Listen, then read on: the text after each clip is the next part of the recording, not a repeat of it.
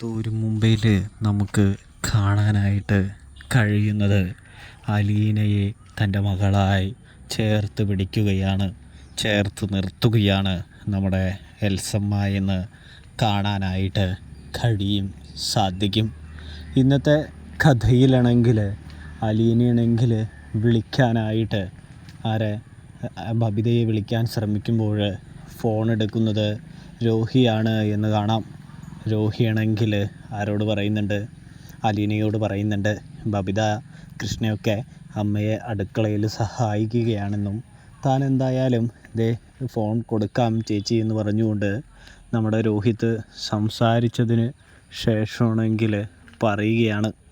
അതേസമയം അലീനയാണെങ്കിൽ ശരിടാ എങ്കിൽ നല്ലതുപോലെയൊക്കെ കാര്യങ്ങൾ നടക്കട്ടെ എന്ന് പറയുന്നത് കാണാനായിട്ട് സാധിക്കും. തുടർന്ന് അടുക്കളയിൽ ജോലി ചെയ്ത് തീർന്ന ബബിതയ്ക്ക് ഫോൺ കൊടുത്തിട്ട് പറയുന്നുണ്ട്, അതെ ചേച്ചി വിളിച്ചിട്ടുണ്ടായിരുന്നു എന്ന് പറയുന്നു. ഇതേ സമയം ഏത് ചേച്ചി എന്ന് ബബിത ചോദിക്കുന്നു.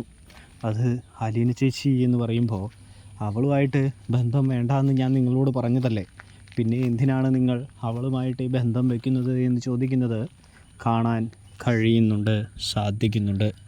ഇതേ സമയമാണെങ്കിൽ നമ്മുടെ അലീനയുടെ ഫോണിന് മറുപടി കൊടുക്കാനായിട്ട് അലീനയെ തിരിച്ചു വിളിക്കാനായിട്ട് ആരാഗ്രഹിക്കുന്നുണ്ട്? നമ്മുടെ ബബിത ആഗ്രഹിക്കുന്നുണ്ട്.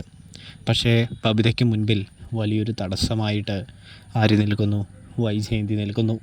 ഞാൻ പറഞ്ഞതുമാതിരി ഇപ്പോൾ വിളിക്കേണ്ടതൊന്നുമില്ല, ഞാൻ പറഞ്ഞിട്ട് എൻ്റെ അനുവാദത്തോടു കൂടി മാത്രം വിളിച്ചാൽ മതി, അല്ലെങ്കിൽ വിളിക്കേണ്ടതില്ല എന്ന് പറയുന്നത് കാണാൻ സാധിക്കും. ഇതെന്തൊരു വാശിയമ്മേ, എന്തിനാണ് ഇത്രയും വാശിയും കാര്യങ്ങളൊക്കെ കാണിക്കുന്നത്? അതിൻ്റെ ആവശ്യകത എന്താണ് എന്ന് അലീനയല്ല വൈജയോട് ബബിത ചോദിക്കുകയാണ്. ഇതേ സമയം എനിക്കിഷ്ടമല്ലാത്തവരെ വിളിക്കരുതെന്ന് 100 തവണ ഞാൻ നിങ്ങളോട് പറഞ്ഞിട്ടുണ്ട്. ആ ഫോൺ ഇങ്ങോട്ട് തന്നെടാ രോഹി, അവളെ വിളിക്കേണ്ട, അവളെ വിളിച്ചിട്ട് ഒരു ഉപകാരമില്ല, അവൾ ചാവാൻ കിടക്കുകയൊന്നുമല്ലല്ലോ എന്ന് പറയുന്നത് കാണാൻ കഴിയുന്നുണ്ട്. ഇതേ സമയമാണെങ്കിൽ നമുക്ക് കാണാൻ സാധിക്കുന്നതെന്ന് പറയുന്നത് വൈജയന്തിയുടെ ഫോണും എടുത്തുകൊണ്ട് ഓടിപ്പോയി അലീനയെ വിളിക്കുകയാണ് എന്ന് കാണാം. അപ്പോൾ വൈജയന്തി ബബിതയുടെ മുൻപിൽ പരാജയപ്പെട്ട് നിൽക്കുകയാണ് എന്ന് കാണാം.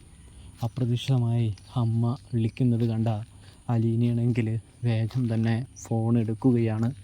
ഇതെന്താ പതിവില്ലാതെ ഒരു വിളി എന്ന് ചിന്തിച്ചുകൊണ്ടാണ് എടുക്കുന്നത്. അപ്പോൾ നമ്മുടെ ബബിതയുടെ ശബ്ദം കേൾക്കുന്നതും അലീന, എന്താ മോളെ ഈ ഫോണിൽ നിന്ന് വിളിക്കുന്നത്? മാഡത്തിൻ്റെ ഫോണിൽ നിന്ന് എന്തിയെ വിളിച്ചത് എന്ന് ചോദിക്കുമ്പോൾ നമ്മുടെ വൈജയന്തി ചെയ്ത കാര്യങ്ങളൊക്കെ പറയുന്നതോടൊപ്പം തന്നെ നമ്മുടെ വൈജയന്തിയുടെ ചില സ്വഭാവ സവിശേഷതകളും പറഞ്ഞു വയ്ക്കുന്നുണ്ട് ബബിത. തുടർന്ന് നമുക്ക് കാണാൻ സാധിക്കുന്നതെന്ന് പറഞ്ഞാൽ നമ്മുടെ ബബിതയാണെങ്കിൽ തൻ്റെ കാമുകൻ തന്നെ ചതിക്കുന്ന കാര്യവും താൻ തകർന്നു പോകുന്ന കാര്യവും വെളിപ്പെടുത്തുന്നത് കാണാനായിട്ട് കഴിയും. ഇതേ സമയം മോളെ, നീ ഒന്നുകൊണ്ടും വിഷമിക്കുകയൊന്നും വേണ്ട, എല്ലാം ശരിയാകുമെന്ന് പറയുന്നത് കാണാനായിട്ട് സാധിക്കുന്നുണ്ട്. അതായത് നിങ്ങൾ വിചാരിക്കുന്ന പോലെ കാര്യങ്ങൾ നടക്കണമെങ്കിൽ നിങ്ങളുടെ ഇടയിൽ കാര്യങ്ങൾ, അതായത് നിങ്ങളുടെ പ്രണയം പരസ്പരം മുന്നോട്ട് പോകണമെങ്കിൽ കുറച്ചും കൂടി നിങ്ങൾ വളരാനുണ്ട്. അതുവരെ ഒരു ഗ്യാപ്പ് ഇട്ട് നിൽക്കുന്നത് തന്നെയാണ് നല്ലത്. അവൻ്റെ സ്വഭാവവും നിൻ്റെ സ്വഭാവവും രണ്ട് തലത്തിലാണ് എന്ന് പറയുന്നു. അവൻ എത്രക്കാരനാണെന്നൊന്നും എനിക്കറിയില്ല, എന്നിരുന്നാലും അച്ഛനോട് ഇതിനെക്കുറിച്ച് നീ ഒന്ന് മനസ്സ് തുറന്ന് സംസാരിക്കുക. അച്ഛൻ നിനക്ക് വേണ്ട ഉപദേശമൊക്കെ തരും.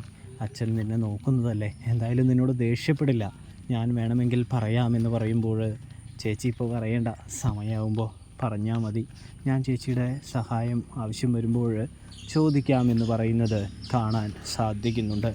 മോളെ, നിനക്ക് ഒരു ചേച്ചിയായി എന്നും ഞാൻ നിൻ്റെ കൂടെയുണ്ട്. നിനക്ക് എന്ത് സങ്കടം വന്നാലും എന്ത് ദുഃഖം വന്നാലും എന്നെ വിളിച്ച് നിനക്ക് ഉടനടി പറയാവുന്നതാണ്. അതിന് യാതൊരു പ്രശ്നമോ യാതൊരു കാര്യമോ ഒന്നുമില്ല എന്ന് പറയുന്നത് കാണാനായിട്ട് കഴിയും. ഇതേ സമയം അതുകൊണ്ടല്ലേ ചേച്ചിനെ ഞാനിപ്പോൾ വിളിച്ചത് എന്ന് പറയുമ്പോൾ അതെനിക്കറിയാലോ, നിനക്കെന്നെ വെറുക്കാനായിട്ടും ഇനി തള്ളിക്കളയാനായിട്ടും സാധിക്കില്ല എന്ന് ഞാൻ തിരിച്ചറിഞ്ഞതാണ്. നിൻ്റെ മനസ്സിൽ എന്നോടുള്ള സ്നേഹം ഞാൻ മനസ്സിലാക്കിയതാണ് എന്ന് പറയുന്നത് കാണാൻ കഴിയുന്നുണ്ട്, സാധിക്കുന്നുണ്ട്.